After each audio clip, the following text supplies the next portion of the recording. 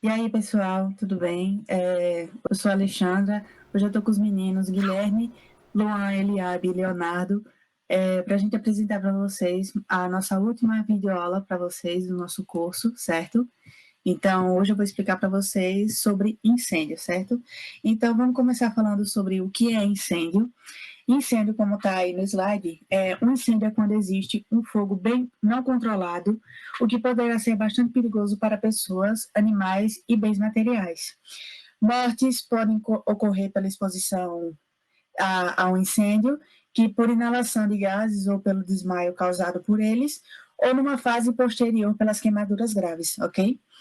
E o conceito de incêndio é que incêndio, como está aí, é do latim incendium, é o fogo de grandes proporções que destrói aquilo que não estava destinado a ser queimado. O surgimento de um incêndio implica a ocorrência de fogo fora de controle, com risco para os seres vivos, os edifícios e qualquer estrutura. Um exemplo que eu quero dar para vocês é que um incêndio destrói uma fábrica de pneus em St. John. Duas pessoas morreram no incêndio que teve nos arredores da cidade. Perdemos a nossa casa e todos os nossos bens por causa de um trágico incêndio. Ou seja, o incêndio não é diretamente para matar ou perder seus bens materiais. Ele é completamente descontrolado em certos momentos. E é importante distinguir entre o fogo controlado e o fogo descontrolado. O fogo descontrolado que produz um incêndio e o fogo originado com o objetivo de queimar resíduos ou acender lenha, uma lareira.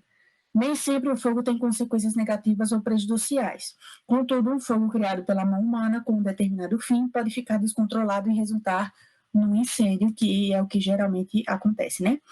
Os fatores que influenciam o incêndio a propagação de incêndios pode ocorrer de quatro maneiras, de acordo com o tipo de transporte de energia, que temos a radiação, que ela ocorre de forma omnidirecional, através do ar, suportada por infravermelhos e ondas eletromagnéticas. Temos a convecção, que é a movimentação do ar aquecido pela combustão, a condução, que é através de um corpo, por projeção, que são partículas inflamadas que podem ocorrer na presença de explosões e fagulhas transportadas pelo vento, certo?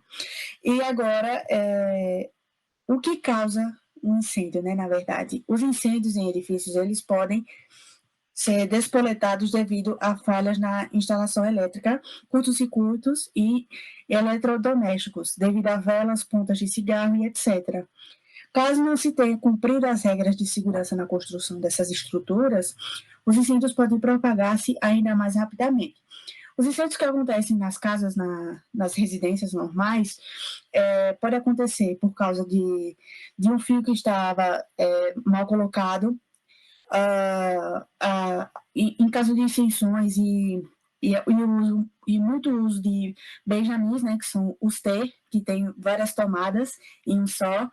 Também em relação ao fogo, como a gente já explicou na outra videoaula, né, em relação ao botijão de gás, a panela e também ao excesso de fogo no fogão, quando você está é, colocando a água, né, para ferver, basicamente.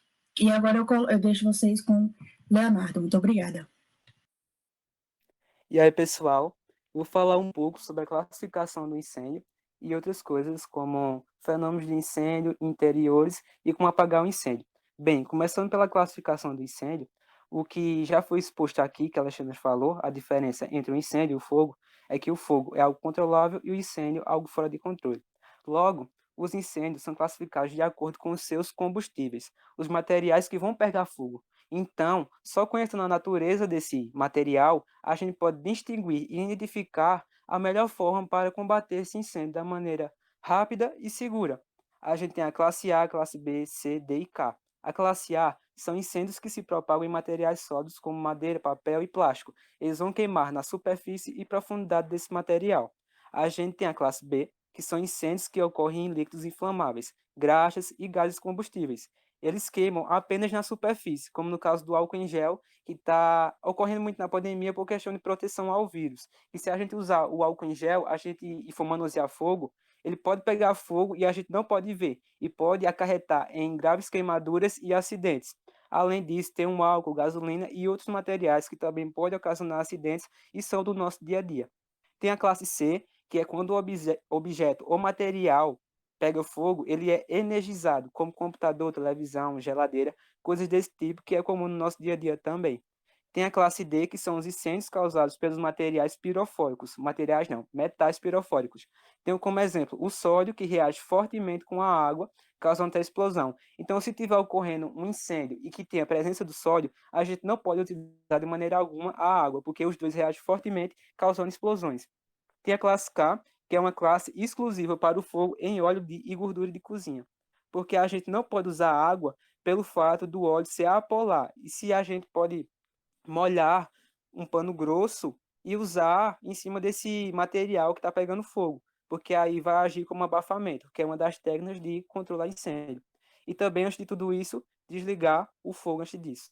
Agora, como apagar um incêndio? Como apagar um incêndio? Para apagar um incêndio, a gente tem que entender o que é necessário que faz manter a chama existindo, como é o caso do teto aéreo do fogo, que alguns elementos mantêm o fogo com vida, que é o caso do combustível, comburente, calor e reação em cadeia. E para a gente tirar o fogo de circulação do ambiente, a gente tem que tirar uma dessas peças-chave desse teto aéreo do fogo para ocorrer a extinção do fogo. Tem três técnicas, que é o abafamento, o isolamento, resfriamento e a última, que é a quebra de reação em cadeia. O abafamento consiste na retirada ou redução do oxigênio onde está tendo a queima. Como se trata de um incêndio classe B, essa técnica é para justamente esse incêndio. Como no caso da frigideira com óleo, se a gente colocar um pano grosso molhado com água, vai impedir que o oxigênio entre nesse meio e cause nas chamas que vai estar ocorrendo ali na superfície do óleo. Eu tenho um vídeo e vou colocar lá no grupo para servir como exemplo e vocês verem isso aí na prática, como isso ocorre.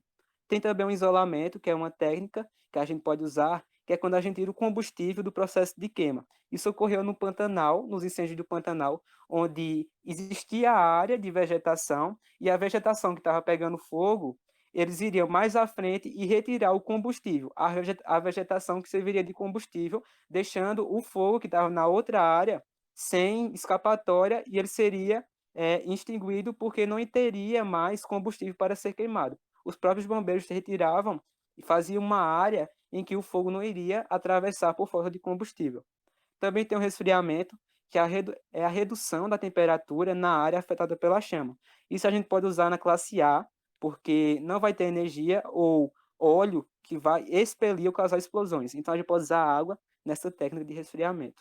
E tem a quebra da reação em cadeia, que é quando o material está muito quente e começa a liberar uma fumaça que, por convecção, como a Alexandra falou, pode causar em acidente essa chama, esse vapor ou essa fumaça, porque pode estar muito quente e pode levar essa chama para outros materiais que estão intactos.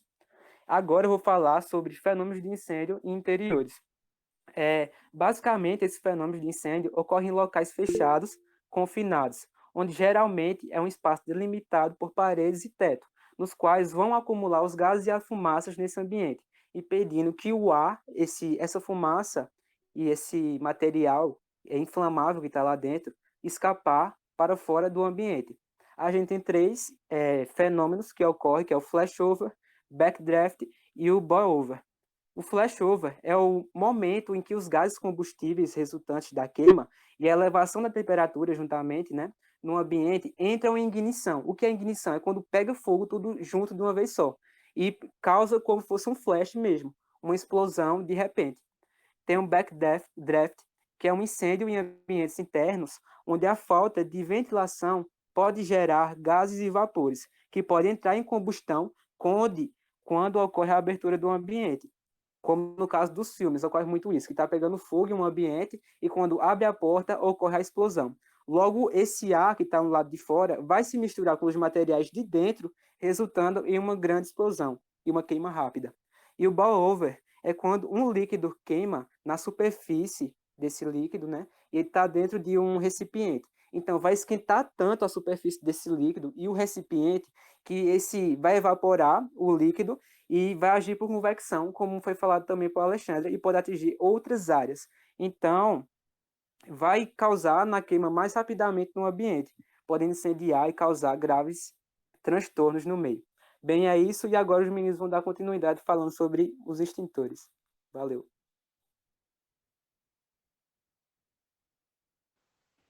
Bem, boa tarde. Então, hoje, obrigado aí, primeiramente, né, pelos nossos palestrantes falando sobre incêndio. Mas agora a gente vai falar sobre extintores, a sua definição e os tipos. Eu vou começar falando sobre o extintor em si. Bem, primeiro, antes da gente entender sobre de onde veio o extintor, a gente tem que entender o que ele é. A gente tem que lembrar que cada agente extintor ele está adaptado a uma ou mais classes de princípios de incêndios nos diversos materiais. Utilizar um determinado agente extintor ele vai determinar a sua efetividade. E se for usado de forma errada, pode provocar danos graves tanto ao utilizador quanto ao ambiente. Também é válido lembrar que são aparelhos portáteis ou carroçáveis, que servem para extinguir princípios de incêndio. Lembrando, gente, que os extintores são sempre ferramentas. Então, o que vai determinar é que eles não são automáticos nem autoativados. Se o incêndio começa, eles vão continuar pendurados, inertes, e nada vai acontecer. Já que são as mãos humanas que precisam levá-los ao lugar necessário, apontá-los corretamente e ativá-los de modo que as chamas vão ser extinguidas. Só dando um pouco de contexto, os extintores surgiram no século XV, de uma forma rudimentar, sendo constituído por espécies de seringa metálica provida de um cabo de madeira, lembrando uma seringa de injeção de dimensões exageradas, que nem dá para ver aí na foto. Os extintores portáteis fazem parte do sistema básico de segurança contra incêndio em edificações e devem ter como características principais a portabilidade, facilidade de uso, manejo e operação, e ter como objetivo principal o combate aos princípios de incêndio. Bem, agora eu passo minha fala para Luan, que vai falar sobre os fatores que determinam as eficiências dos extintores. É contigo, Luan. Opa, boa tarde. Bem, agora como o Eliabe já acabou de falar, né, eu vou falar sobre os fatores que determinam a eficiência dos extintores. São três esses fatores que determinam a eficiência. O primeiro, o agente extintor, o segundo, o alcance e o terceiro, a forma de descarga. Passando para o agente extintor, é algo bem simples de se entender. Existem aqueles agentes adequados com maior ou menor eficiência no combate a determinado princípio de incêndio ou classe de fogo. Ou seja, cada extintor que tiver o seu tipo, que ele é ligado também ao tipo de incêndio, sendo A, B, C, D ou K, o extintor, se ele for, por exemplo, de água, se ele for de CO2, ele vai ser específico para aquele tipo de incêndio. E usar um de tipo diferente para um incêndio diferente não vai ser algo que vai valer muito a pena, porque pode piorar até o incêndio. Passando agora para o alcance. O alcance do jato do agente extintor é função da pressão interna e do orifício de saída, que são características de cada extintor. A distância que o agente extintor alcança é importante, pois permite ao operador controlar melhor a distância de ataque ao princípio de incêndio, protegendo-se do nível de radiação térmica e dos gases emitidos. Então, o alcance realmente é muito importante, por exemplo, em um incêndio em um apartamento. Se tiver um local que é muito longe, de difícil acesso, e o extintor não consegue alcançar corretamente, então o incêndio não vai ser extinguido de uma maneira correta. E por último agora, a forma de descarga. Nós temos duas formas de descarga principais, e essas formas de descarga ela vai dizer justamente a eficiência que você vai ter para extinguir aquele tipo de incêndio. Nós temos o jato concentrado, que ele é mais utilizado para focar em um ponto específico do incêndio, e o jato em forma de névoa ou nuvem, que ele é mais utilizado para alcançar a maior área possível do incêndio naquele local. Então é isso, bem rapidinho essa parte, e eu passo agora a minha fala para Guilherme. Muito obrigado, Luan. Meu nome é Guilherme. E antes de começar a dizer quais são as classificações dos extintores, eu vou dar uma leve dica aqui para vocês conseguirem identificar o tipo de extintores e, numa situação de perigo, não tomar a escolha errada. Temos aqui a classe de incêndio tipo A, que seria aquela de madeira, tecidos, papel, por exemplo. E vocês vão lembrar, são materiais sólidos que vão deixar algum material sobrando. Temos também a classe B, que vai ocorrer a queima de líquidos inflamáveis, graxas, gases e combustíveis.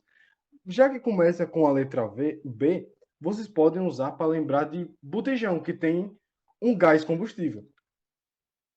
Na questão do tipo C, que são equipamentos eletrizados, energizados, vocês podem lembrar de choque, que seria uma corrente que vaza com você vai levar um choque. É fácil de lembrar. E podem usar também, na questão do tipo D, os que são os metais pirofóricos, eles são basicamente os diferentes. Eles têm uma certa diferença diferente dos outros.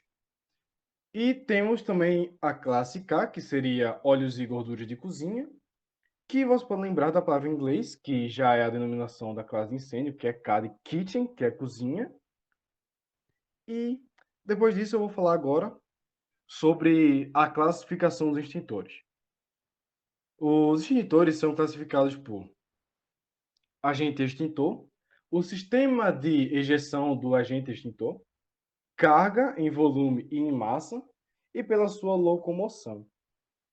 Vamos falar aqui sobre a classificação dos extintores, mais propriamente sobre o agente extintor. Vamos lá. Temos a água pressurizada. Extintores de água pressurizada são indicados para os incêndios de classe A, aquele que tem madeira, papel. Podemos citar como um exemplo apagar uma fogueira de São João. Digamos que todo mundo vai dormir depois das festividades e a fogueira ainda está lá acesa. Você vai usar, por exemplo, você não precisa necessariamente usar um extintor, você pode usar simplesmente uma mangueira, que vai ter já uma certa pressão para extinguir esse fogo. E devemos ter atenção porque não se deve utilizar em fogo de classe C e D e não usar diretamente nos incêndios de classe B. Agora passamos para o de gás carbônico, CO2. É um agente extintor indicado para incêndios de classe C, por não ser um condutor de eletricidade.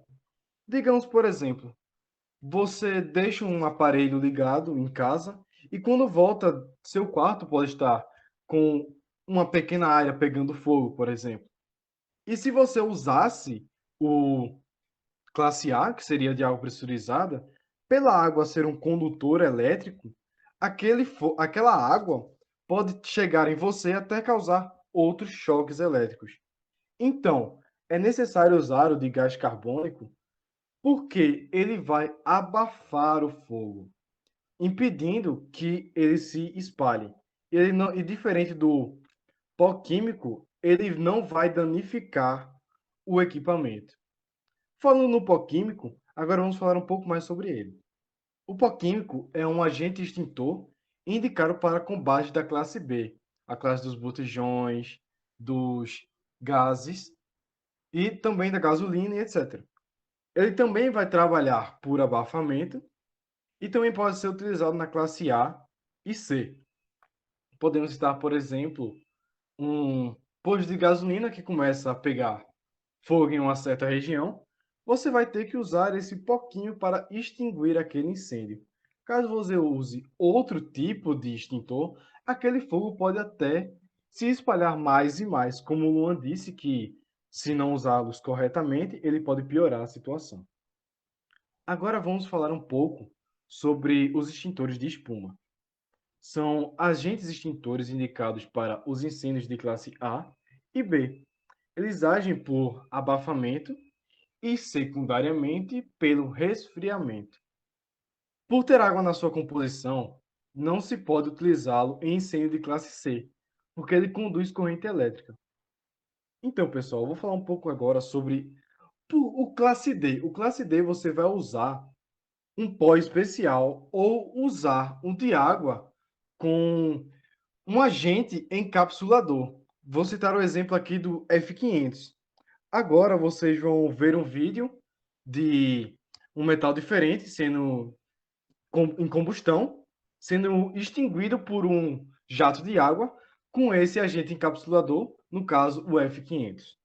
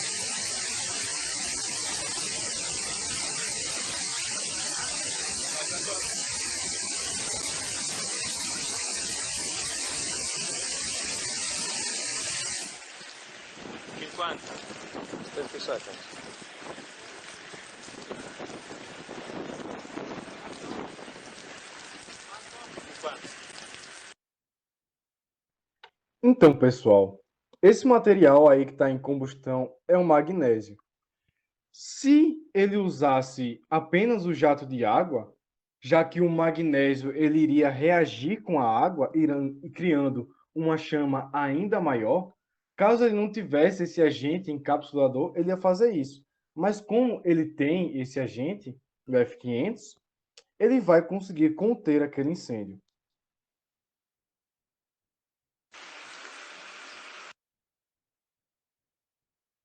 Bem, foi a última aula do nosso curso, pessoal. Eu queria agradecer a todos pela atenção e falar que estamos muito felizes com os resultados, com a participação de vocês e torcemos para que o curso tenha sido interessante para vocês e que vocês usem esses conhecimentos, quer dizer, que vocês não usem esses conhecimentos, mas, se for preciso, que estejam preparados e saibam como lidar. Muito obrigado. Esperamos que vocês também respondam um formulário lá no grupo. Um abração para todos vocês.